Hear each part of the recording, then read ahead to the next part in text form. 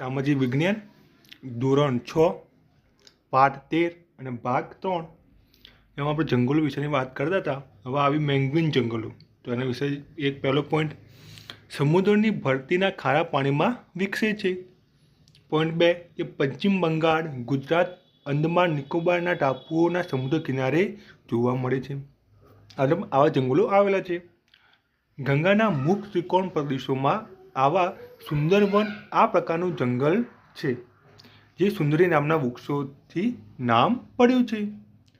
ગુજરાતના સમુદ્ર કિનારે આવા જંગલો ચેર વૃક્ષો જોવા મળે છે, જેનો ઉપયોગ સ્થાનિક લોકો બળતણ તરીકે કરે છે.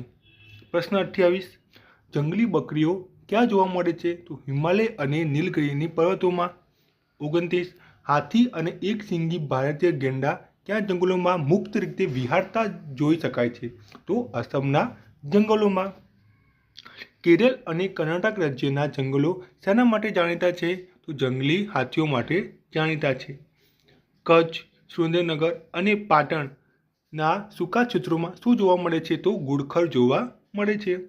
એશિયાઈ સિંહ સમગ્ર વિશ્વમાં માત્ર ક્યાં જોવા મળે છે? તો ગુજરાતના ગીરના જંગલોમાં જોવા મળે છે. ભારતમાં સાપની ઘણી પ્રજાતિઓ જોવા મળે છે. તે પૈકી મોટાભાગની પ્રજાતિઓ કેવી છે? તો ભાઈ બિનઝેરી છે. ગુજરાતનું નળ સરોવર, ખીજડીયા થોળ, કચ્છ વગેરે જગ્યાએ શિયાળા દરમિયાન હજારો વિદેશી પક્ષીઓ આવે છે. આવા પક્ષીઓ કયા નામે ઓળખાય છે? તો પ્રવાસી કે યાતાયાત પક્ષીઓ તરીકે ઓળખવામાં આવે છે. હવે 35મો પ્રશ્ન છે એ તમારે સ્ટોપ કરીને જોવાનો રહેશે. જેમાં કે અભયારણ્ય, તો એની રચના તો રાજ્ય સરકાર દ્વારા કરવામાં આવે છે. અન્ય વિગતો તો પાલતુ પશુઓને મંજૂરી બાદ ચરાવવાની છૂટ મળે છે. અને ઉદાહરણ તો બાલારામ અભયારણ્ય અને નળ સરોવર પક્ષી અભયારણ્યના ઉદાહરણો છે. તેવી જ રીતે રાષ્ટ્રીય ઉદ્યાન તો રચના તો રાજ્ય અને કેન્દ્ર સરકારની સંકલનથી થાય છે.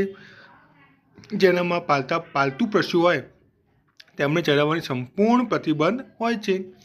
જેમાં ગીર રાષ્ટ્રીય ઉદ્યાન અને વેળાવળનો રાષ્ટ્રીય ઉદ્યાનનો સમાવેશ થાય છે. અને જીવ આરક્ષિત ક્ષેત્રો જેની રચના તો આંતરરાષ્ટ્રીય માપદંડ ઉપર થાય છે.